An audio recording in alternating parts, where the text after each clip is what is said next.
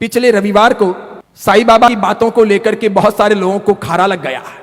किसी ने video viral कर दिया, बड़ी मात्रा में मेरे पर धमकियां आने लगी। मुझे कहा गया कि आप माफी मांगिए। मैंने कहा देखिए, डराने धमकाने की आवश्यकता नहीं है। ये डरने की जो सोच है समाज की, यही सबसे बड़ी गलती है।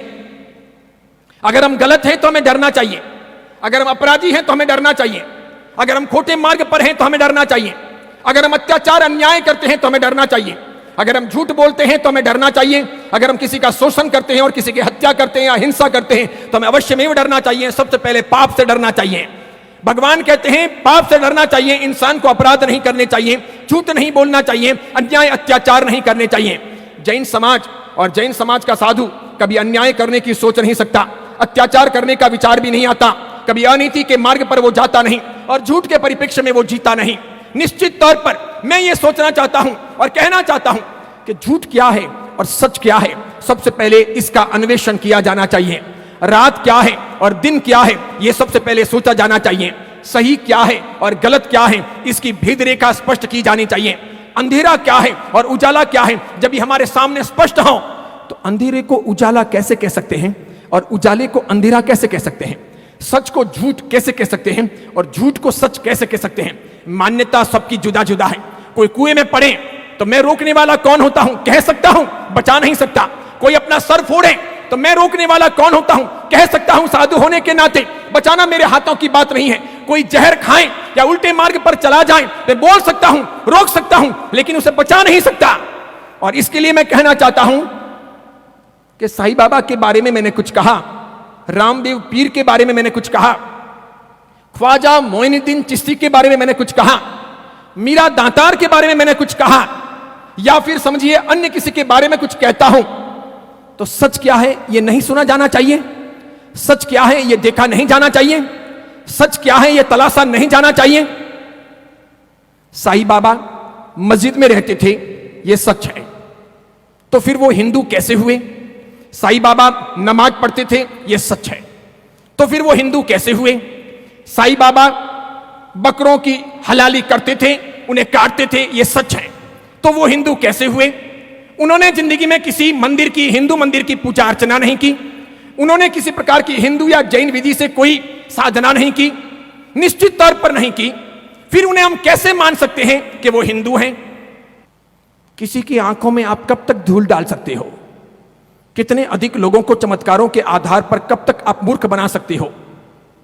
मैं आपसे पूछूं, समझो कि मेरे पिता जैन ना हो, मेरी मां जैन ना हो, मैं जैन ना हो, मैं आपको आज यहां जैन कहलवाऊं, 10 साल के बाद, 15 साल के बाद, 20 साल के बाद मेरा डीएनए टेस्ट हो और यह सिद्ध हो कि मेरे माता पिता जैन हैं, तो फिर आप कब तक झूठ बोलोगे, कब तक गलत बातों को चलाओगे?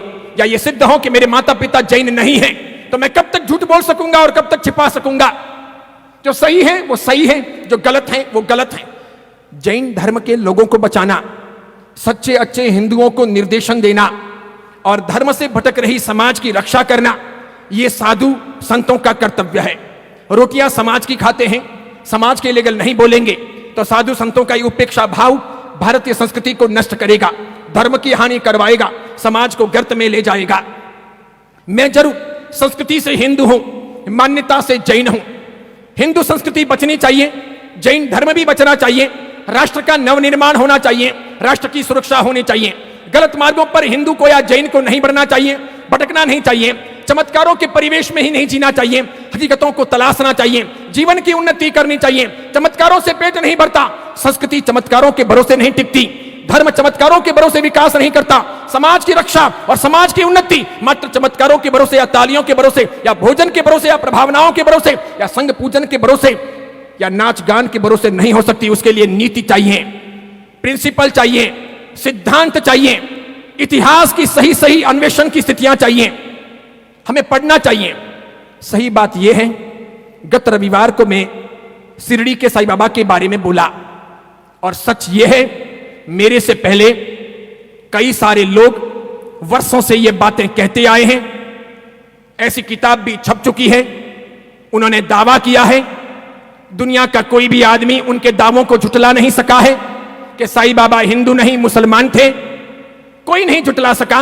स्वयं साईं बाबा के शिरडी के ट्रस्ट के जो जोशी जी थे, उन्होंने भी ट्रस्टी होते हुए भी यह दावा किया था कि साईं ट्रस्ट ने हिंदू समाज के साथ में बहुत बड़ी गद्दारी की है, हिंदू समाज को भटकाने का काम किया है। साईं बाबा का अग्नि संस्कार नहीं हुआ था, उन्हें कब्र में दफनाया गया था, उसी कब्र पर ये साल बना है और कालांतर में लाकर के मूर्ति की स्थापना कर दी गई है। साईं बाबा हिंदू नहीं है, हिंदू मान्यता यहां कहीं सिद्ध नहीं होती। उन दावों पर कभी शंकराचार्य भी बोले थे, धमकाना, डराना, आश्रमों में तोड़फोड़ कर लेना, धमकियां देना, मारने की या केस करने की धमकियां देना, ये बातें तो सामान्य हैं। भारत का कानून सभी को अपने अपने ढंग से जीने का, साथ में अल्पसंख्यकों को अपने इरादों से जीने का और साथ में सत्य को प्रकाशित करने का अधिकार देता है।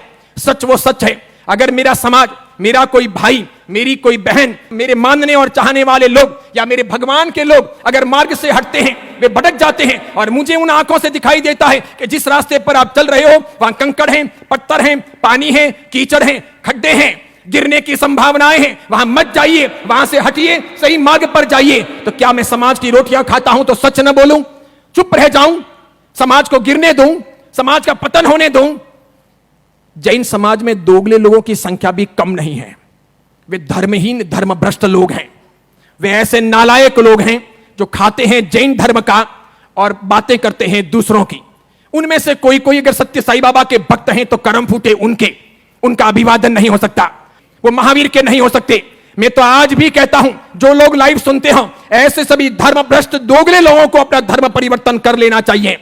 आज कानून यह नहीं कहता कि उनको धर्म से, समाज से बहिष्कृत कर दें, वरना अधिकार यह होना चाहिए कि ऐसे लोग जो खाते हो घर का और घर का खोदते हो, जो खाते हो घर का और दूसरों का समर्थन करते हो, जो खाते हो घर का और दूसरों का पक्ष लेते हो, जानते ना हो, सत्य हकीकत पता ना हो, इतिहास पढ़ते ना हो, अंधे हो, समझते ना हो, बेजू बावरा की तरह जीते हो, कुछ भी मन में आए वह मत्था टेक लेते हो, तो गलती उनकी है। ऐसे लोगों के भरोसे धर्म का, समाज का, नीतियों का, संशासन का या फिर परंपरा का निर्माण या संरक्षण नहीं हो सकता।